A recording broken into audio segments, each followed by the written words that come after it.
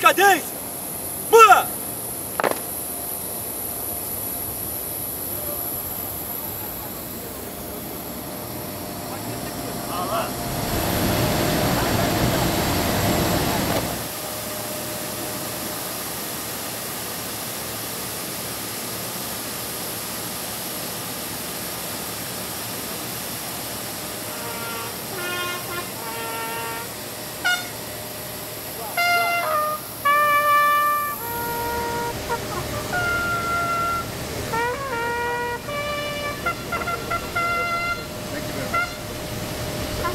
Welcome to Rio. They walk away from the car that was beautiful here.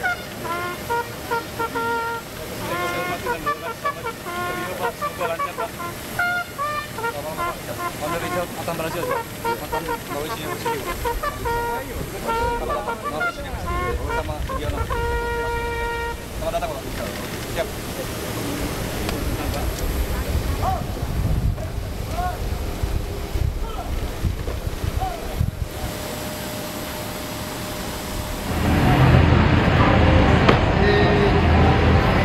Yeah, welcome to Rio de Janeiro, Mr. President. I'm the grandson of Pak Nurdin Zainal. Oke, terus kamu tadi ditanya apa sama Pak Prabowo? Is your dad here? And where is your dad? Oke. Terus tadi kamu jawab where is your dad, you're not sure ya? Yeah, I'm not sure. Terus tadi latihannya berapa lama? Tes kayak untuk ngomong kayak gitu ke Mr. President? Kayak 10 menitan. 10 menit. Saya kan pendek. Tapi deg-degan nggak tadi? Iya. Happy? Yes. Atau ini pertama kali ketemu Pak Prabowo kan? Iya. What's your first impression? Yes. Aduh, rasanya senang banget ya. Kita sebagai orang Indonesia di Rio bangga banget karena bisa dapat pertama dikunjungi sama Bapak Presiden ya. Gitu. Dan lagi ya kita hanya bisa berdoa semoga Bapak Presiden diberi kesehatan, sehat supaya bisa memimpin bangsa Indonesia. Jadi ya. sempat diajak ke ngobrol. Ya, dia tanya saya dari mana, saya bilang saya dari Kalimantan. Terus tanya suami dari mana, ya cerita juga gitu. Oh ya, gimana ya? Pertama kali untuk saya juga lihat Presiden Indonesia. Untuk Pak Presiden, semoga kedepannya Indonesia tambah maju, tambah jaya.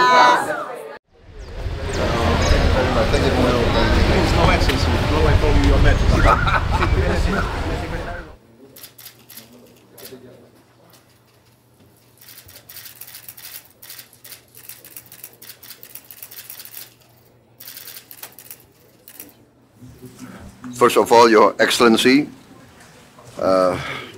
Secretary General of the United Nations, His Excellency Mr. Antonio Guterres, thank you very much for meeting with us today in the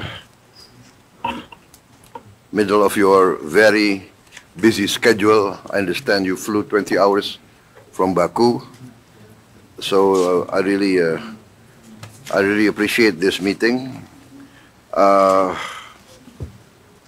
We really appreciate, respect, and support your consistent stand to uphold international peace, international justice, international law. This is really uplifting for us that you are consistent in this. And for us, your stand on many of the issues of concern in this present situation, especially the issue of food security, poverty, the issue of human rights violations, violations of international law, especially in Palestine.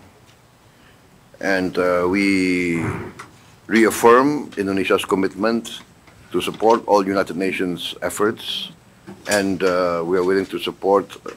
For instance, we are on record as saying that we will support peacekeeping forces in the event there's a possibility of ceasefire and the need for internationally mandated peacekeeping forces, we are ready to provide the forces. So I also thank you for your letter of the issues that you want to discuss. As you know, in the issue of global climate change, we are very committed. We are very ambitious. I plan in my new administration to go completely 100% renewable and green. And we hope that we can achieve this within 10 years, but on several issues we can go faster. For instance, we have already developed the technology to make diesel oil from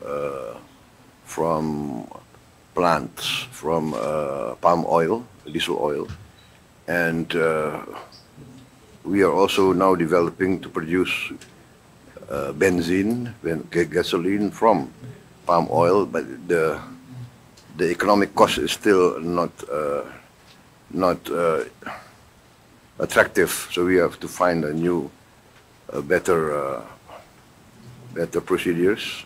But we hope maybe in 2-3 years we can get economically attractive to get gasoline from plants. And renewables, we have a lot of geothermal. I think Indonesia is very blessed. We are the largest reserves of geothermal energy in the world. I think about 60% of geothermal energy is in Indonesia. We have also, of course, abundant solar energy. Solar energy, I think the photovoltaic panels and electricity from solar energy is very attractive because we are very dispersed. We have a lot of islands, 17,000 islands, but we are committed and we are very optimistic. We are very bullish on this transition to a green energy. So once again, Secretary General, we support you. We are inspired by you, by your committed stand for international peace and international law, and we hope if we can support you in more ways, we are very willing to do so. Thank you very much, Secretary General. Your Excellency, Mr. President, I want first of all to say that Indonesia is for us an extremely strategic, valuable partner. We see eye to eye with Indonesia in relation to the crucial aspects that we face in today's world. Indonesia was very active in the Summit of the Future, and in the recognition that we live with the multilateral institutions that correspond to the world of 1945, when Indonesia was not yet independent, and when many other countries were not yet independent. And so, at the level of the Security Council and at the level of the international financial institutions, they still correspond to a world that no longer exists. And we need to adapt them on the name of justice, on the name of equity, in order to correspond to the present economy and to the present geopolitical situation. And that means that the role of countries like Indonesia, that is emerging as an extremely important international partner, is for us vital in our efforts to bring more justice, more equity, and more capacity of the international system to support developing countries that still are the victims of an unjust, unfair, and outdated system that has led many of them to be drowning in debt, many of them not to have the resources necessary to achieve the Sustainable Development Goals, many of them not having the resources to protect their own populations against the impacts of climate change. And so there is a reform of the Security Council and the reform of international financial institutions in which we see eye to eye with Indonesia, and Indonesia has played a very important role in the Summit of the Future, and we want to go on working closely with Indonesia in the preparation of future reforms.